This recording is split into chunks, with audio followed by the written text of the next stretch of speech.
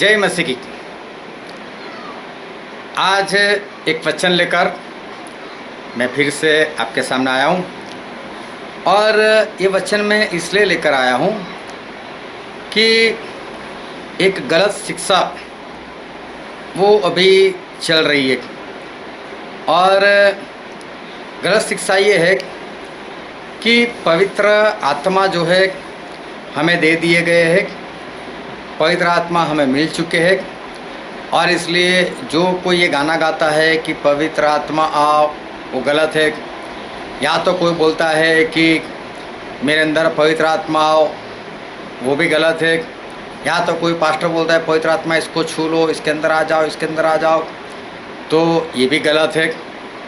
ऐसा उनका मानना है और मानना इसलिए है कि यूहन्ना उसका 14 अध्याय और उसका 16 और 17 वचन, यहाँ पर ऐसा लिखा है।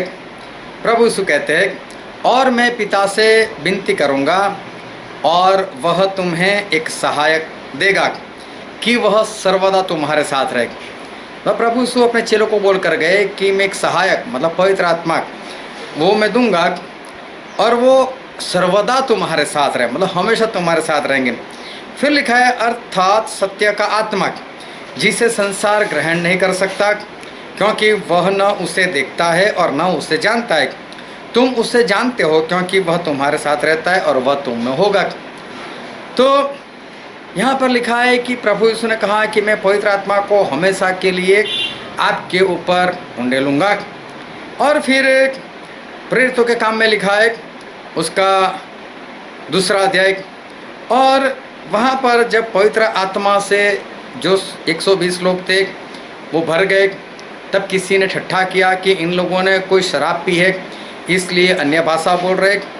तो उस वक्त पतरस ने सभी के बीच में उठकर ऐसा कहा, और पतरस ने ऐसा कहा, हम पढ़ते हैं प्रेरितों के काम उसका 2 अध्याय और उसका 16 वचन, परंतु यह वह बात है जो योएल भविष्य वक्ता के द्वारा कही गई, जो पवित्र आत्मा उतारे गए उसके लिए पतरस ने कहा कि ये तो वो बात है जो योएल भविष्य वक्ता के द्वारा कही गई कि परमेश्वर कहता है कि अंत के दिनों में ऐसा होगा कि मैं अपना आत्मा सब मनुष्यों पर उंडेलूँगा।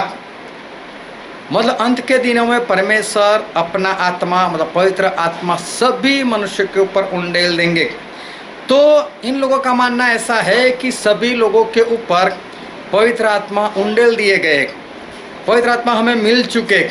और एक वचन और भी पढ़ता हूँ जो लिखा है इफिसी उसका 1 अध्याय और उसका 13 वचन।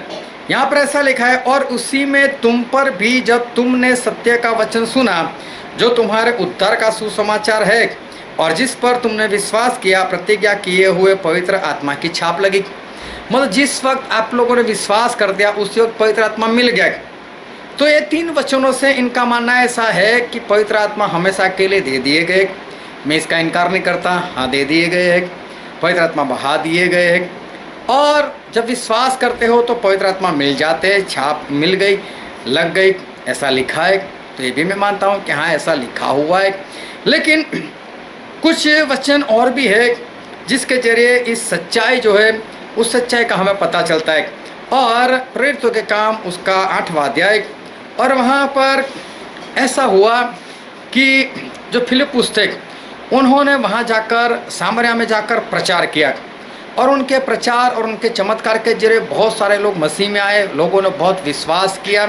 प्रेरितों के काम 8वां अध्याय पढ़ लेना, और बहुत लोगों ने बपतिस्मा लिया।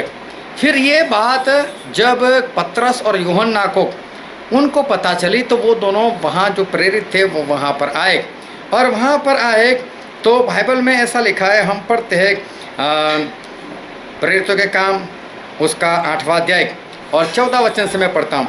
जब प्रेरितों ने जो यरूशलेम में थे सुना कि सामरियों ने परमेश्वर का वचन मान लिया है तो पतरस और यूहन्ना को उनके पास भेजा और उन्होंने आकर उनके लिए प्रार्थना की कि पवित्र आत्मा पाए। 15 वचन में स्पष्ट लिखा है, जब इन लोगों ने विश्वास कर लिया था, पश्चाताप कर लिया था, बपतिस्मा ले लिया था, तो इनके ऊपर तो पवित्र आत्मा नहीं आए थे। तो जो लोग ये मानते हैं कि सिर्फ विश्वास करो पवित्र आत्मा आ जाएंगे, तो ऐसे नहीं आते पवित्र आत्मा। इन लोगों ने बपतिस्मा तक ले लिया था, लेकिन उनके अंदर पवित्र आत्मा अभी तक नहीं आए थे। फिर 16वें वचन में लिखा है, क्योंकि वह अब तक उनमें से किसी पर न उतरा था, उन्होंने तो केवल प्रभु यीशु के नाम में बपतिस्मा लिया था। तो बपतिस्मा तो विश्वास और पश्चाताप करने के बाद लिया जाता है। उन्होंने विश्वास भी किया था, ऐसा लिखा भी हुई है, उन्होंने पश्चाताप भी किया, उन्होंने बपतिस्मा भी लिया, लेकिन अभी तक पवित्र आत्मा नहीं उतरे थे। तो इससे पता चलता है कि सिर्फ आप विश्वास कर लो, उससे पवित्र आत्मा नहीं आते। तो ऐसे धोखे में मत रहना, ऐसी गलत शिक्षा में मत रहना कि आपने विश्वास कर लिया तो पवित्र आत्मा आपके अंदर आ ही गए। नहीं, उनको बुलाने की ज़रूरत है।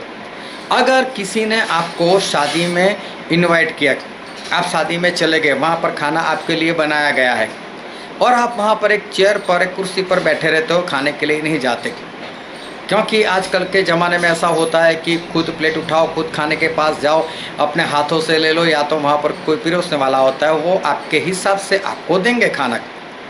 लेकिन आप बैठे रहो, नहीं मेरे लिए बनाया है तो मेरे अंदर आ जाए, मेरे अंदर आ जाए, क्या आ जाएगा? अगर जिसने आपको इनविटेशन दिया है, आपको न्योता दिया है, उसको आप पूछो मेरे लिए खाना बना है, बोलेंगे हाँ है।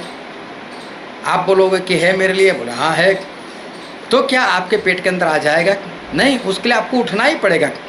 वहाँ आपके लिए खाना मौजूद है, लेकिन वो खाना खुद आपके अंदर नहीं आ जाएगा।